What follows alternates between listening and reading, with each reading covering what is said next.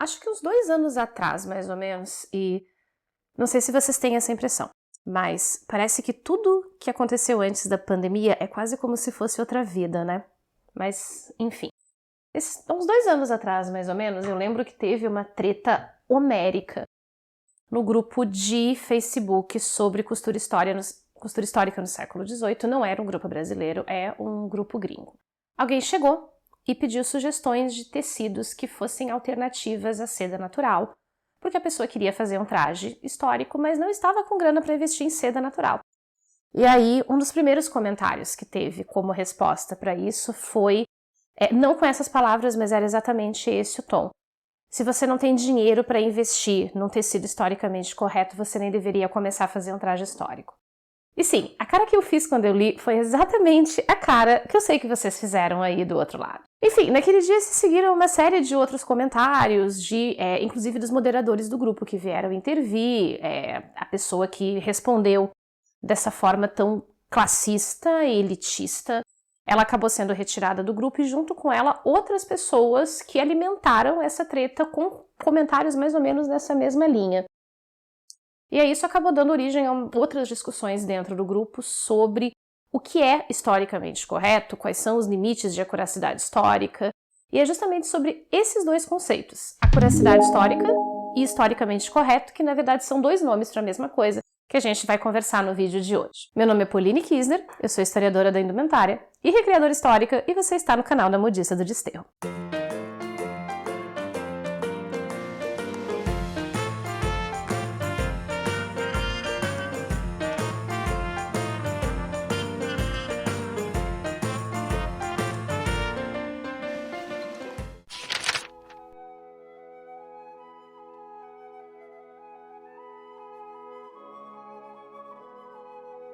O Chá com a Modista de hoje vai ser um pouquinho diferente, porque normalmente eu gravo esse quadro como live, ao vivo.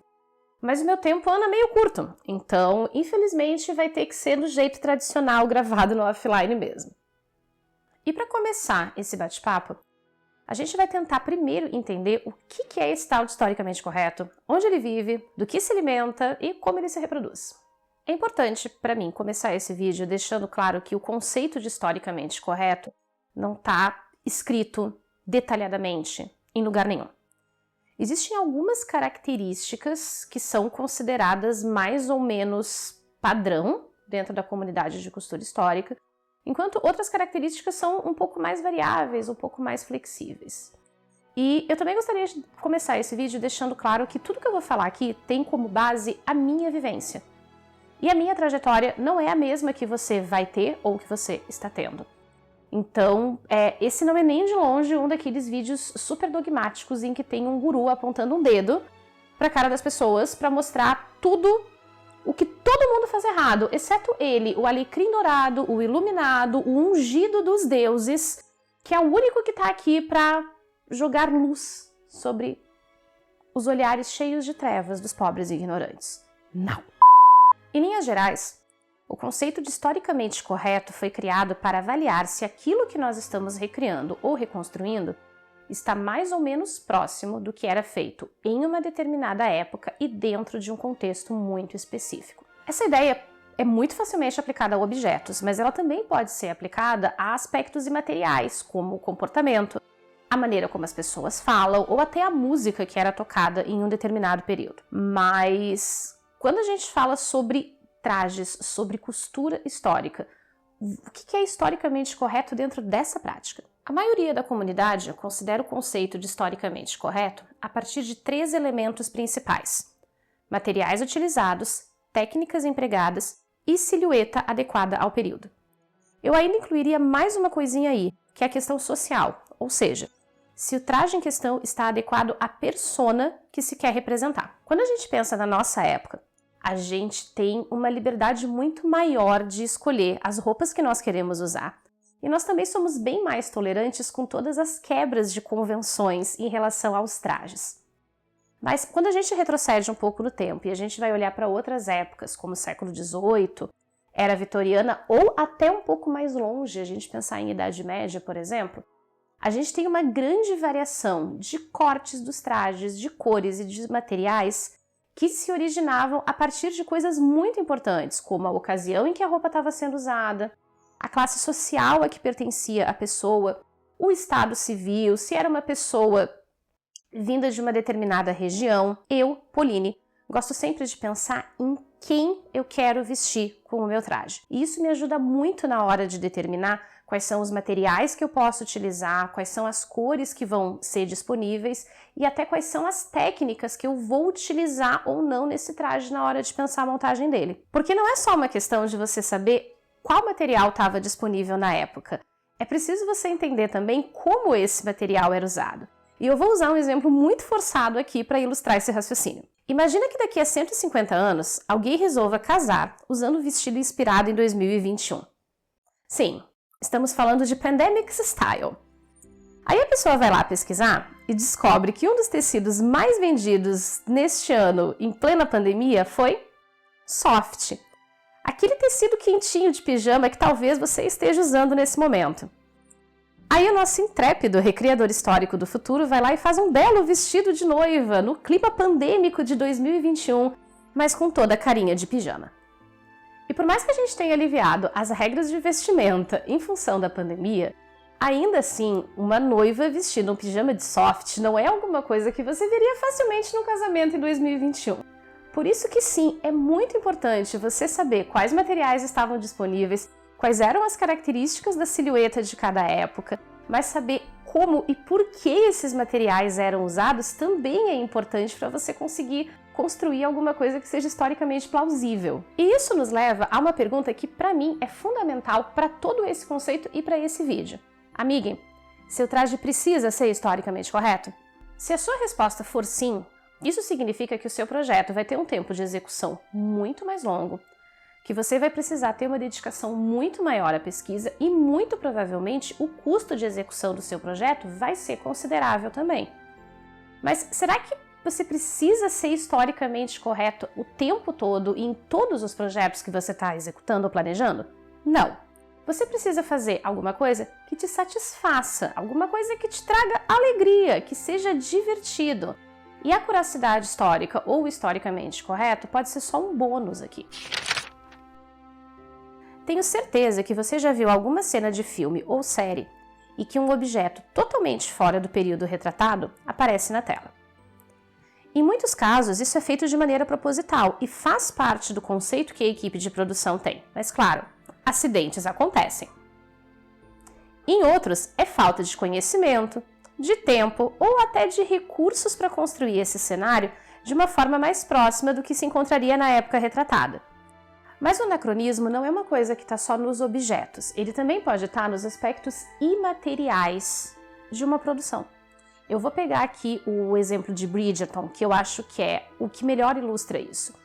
Muitas vezes esse anacronismo, que faz com que personagens que estão num cenário de época falem e se comportem de uma maneira que parece muito moderna, para quem conhece o período retratado, essa é uma maneira que a produção das séries e dos filmes tende a fazer com que o público-alvo dessas produções se identifique mais com os personagens e com as histórias que estão sendo contadas. No caso de Bridgerton, especificamente, ele foi muito pensado para uma audiência de adolescentes e jovens adultos. E sim, adolescentes, porque eu tenho muitos alunos de 8º, 9º e 1º ano que assistem Bridgerton e que por causa da série estão lendo os livros da Julia Quinn agora. Quando a gente assiste de Bridgerton, tem uma série de coisas ali que, entre aspas, não encaixam com a época que está sendo representada. Eu vi muita gente reclamando, porque tem música da Ariana Grande tocada por um quarteto de cordas. E que funcionou muito legal na cena em que estava. Porque as cores não são condizentes, porque os personagens falam de uma maneira muito moderna. Mas olha aqui pra tia modista, assim, olha lá no fundo do meu olhinho e me diz, se Bridgerton fosse falada com um vocabulário historicamente adequado ao período que está representando, se a música fosse apenas a música do período, vocês acham que realmente a série teria tido o impacto que teve sobre o público-alvo e geraria o engajamento que gerou a ponto de a gente já ter uma segunda temporada que está sendo rodada? Provavelmente não. Então, às vezes, o anacronismo é uma coisa positiva. E quando eu vejo as pessoas falando, porque esta série ou este filme não está historicamente correto, nem sequer existe a possibilidade de você conseguir 100% de acuracidade histórica / historicamente correto em nada. Simplesmente porque você pode estudar um período à exaustão, mas você não viveu naquela época. Você passou por experiências diferentes, você tem visões de mundo diferentes. Até o nosso corpo, a materialidade do nosso corpo é diferente dos corpos das pessoas em outras épocas. Então, nada que seja feito por mãos humanas vai chegar a ser historicamente correto, a menos que algum de vocês aí invente uma máquina do tempo pra gente viajar e conferir se era assim mesmo. No caso de roupas, você pode trabalhar com uma modelagem original da época, ter acesso a réplicas perfeitas de materiais e utilizar todas as técnicas descritas nos livros. E ainda assim, você não vai ser 100% historicamente correto. Nossos corpos são diferentes daqueles do passado porque viveram outras experiências. Quando você senta para fazer um traje medieval à mão, você pode se esforçar para se aproximar o máximo possível das referências originais, mas sempre vai tomar decisões que são influenciadas pelo agora, pela época que a gente está vivendo e pelas suas vivências individuais. Só o fato de você estar aprendendo com um livro ou pela internet... 18 de novo. Só o fato de você estar aprendendo com um livro impresso em escala industrial ou pela internet já te coloca a anos-luz de distância de um artesão medieval. Mas isso não torna o seu projeto menor. Você só está tendo uma experiência de vida e de aprendizado diferente. E isso, de forma alguma, invalida a sua jornada. A acuracidade histórica é uma escala com graus bem variáveis. E quem determina o grau de acuracidade histórica ou o quão historicamente correto vai ser o seu traje é você mesmo no momento que você inicia o planejamento. Porque tem coisas que depois que você determina no começo, você não tem mais como voltar atrás. E para ilustrar isso, eu vou apresentar 2 exemplos bem diferentes aqui para vocês. Na tela você vê 2 recriações de pelícies de seda do período da regência. E embora os 2 trajes sejam recriações de peças da mesma época, eles têm graus de acuracidade histórica completamente diferentes. A primeira pelície, a da esquerda, foi feita a partir do estudo de uma peça original que está no Museu da Inglaterra. O objetivo era produzir uma réplica que pudesse ser exposta no lugar do original. Um traje possivelmente usado pela própria Jane Austen e que já estava bastante fragilizado. Um segundo objetivo era criar moldes para que os visitantes do museu pudessem comprar durante sua visita. O projeto foi financiado pelos mantenedores do museu, e isso é uma coisa muito importante que a gente vai retomar lá na frente. E precisava reproduzir exatamente o traje original. Até o tecido foi produzido sob encomenda, seguindo as características do original e utilizando um tear da época. Quem conduziu esse projeto foi a professora Hilary Davidson, e eu estou deixando aqui na descrição o link do artigo dela detalhando todo esse processo. O segundo traje foi feito pela Samantha Bullitt, que fez essa peça com materiais modernos e utilizando uma mistura de técnicas históricas e atuais. Foi uma peça feita para ser usada num evento e confeccionada por hobby a partir da referência de uma fashion plate, de uma gravura de moda da época. A criadora desse traje detalhou todo o seu trabalho de pesquisa e costura lá no Instagram dela, que eu também estou deixando linkado aqui na descrição. O meu ponto aqui é que são trajes com graus de acuracidade histórica totalmente diferentes porque eles foram produzidos com objetivos diferentes. E, honestamente, eu acho que um traje que seja produzido por alguém que está recriando esse traje por hobby, pelo prazer da criação e pelo prazer da descoberta, ele jamais pode ser julgado pelos mesmos parâmetros de uma peça, uma réplica que está sendo produzida para ser colocada em exposição no museu. Porque isso seria uma coisa extremamente cruel, você está comparando coisas diferentes, tomando como base os mesmos parâmetros, e particularmente eu acho que essa exigência de que tudo tenha que ter a qualidade de uma réplica de um museu só acaba reforçando a visão que outras pessoas já têm de que o hobby da recriação histórica e a costura histórica em especial é extremamente elitista.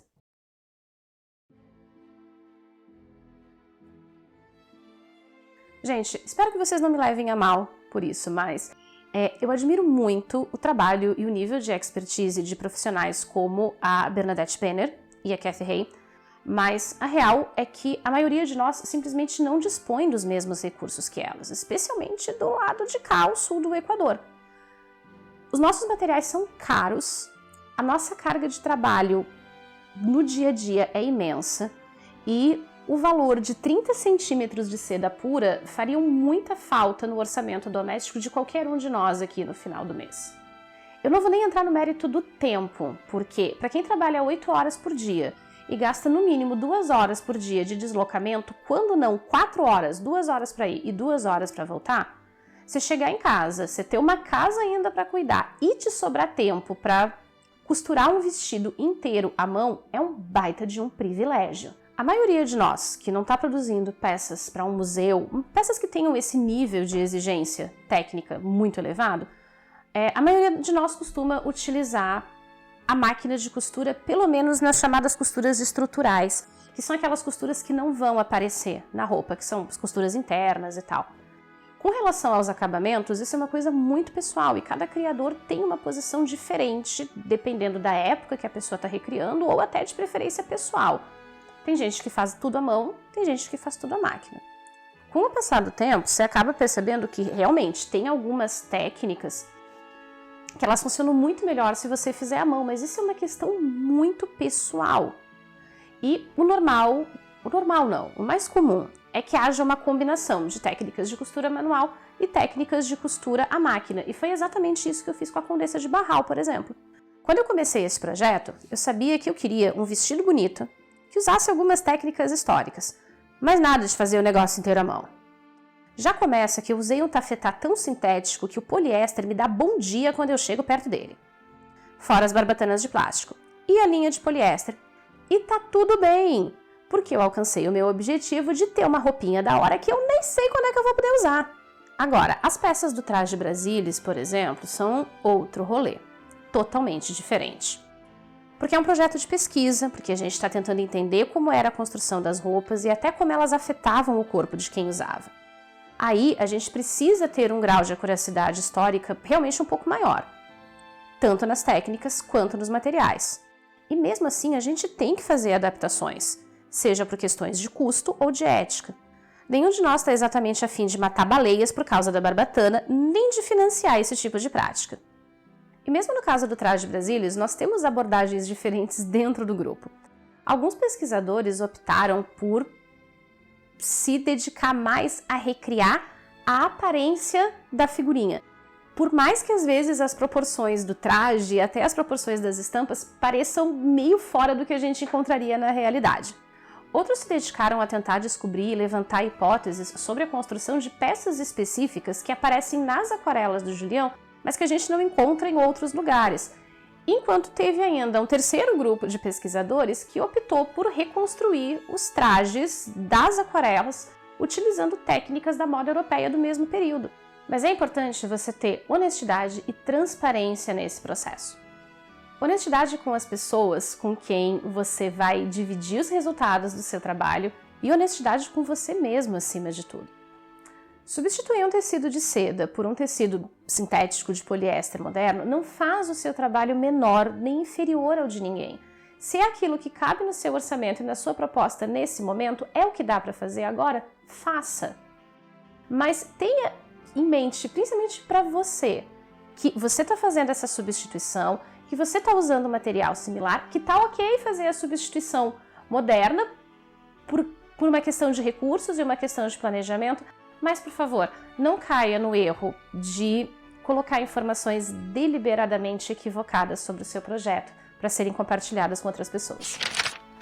E antes de finalizar esse projeto, a tia modista aqui quer deixar algumas palavras de sabedoria para você que está começando na costura histórica ou está simplesmente repensando todas as suas escolhas de vida nesse momento. Ninguém nasceu sabendo, meu amor. Mesmo quem é referência hoje na costura histórica, precisou aprender a colocar linha na agulha em algum momento na vida. Respeito é muito bom, em especial pela gente mesma. Respeite seu tempo, suas possibilidades e suas paixões. E não deixe ninguém fazer o contrário. Você nunca vai saber se dá conta e nem se consegue aprender a fazer alguma coisa se você não meter a mão na massa pela primeira vez. Aprendizado é processo, leva tempo e você aprende muito mais com os seus erros do que com os seus acertos. E por último, mas porém não menos importantes, meus modisters, as redes sociais são maravilhosas e elas permitiram que a gente se conectasse com um monte de gente com interesses em comum e a gente percebesse que não era apenas mais um maluco excêntrico sozinho no mundo. Mas as redes sociais também são perversas e elas estabelecem parâmetros extremamente cruéis e irreais de comparação pra gente.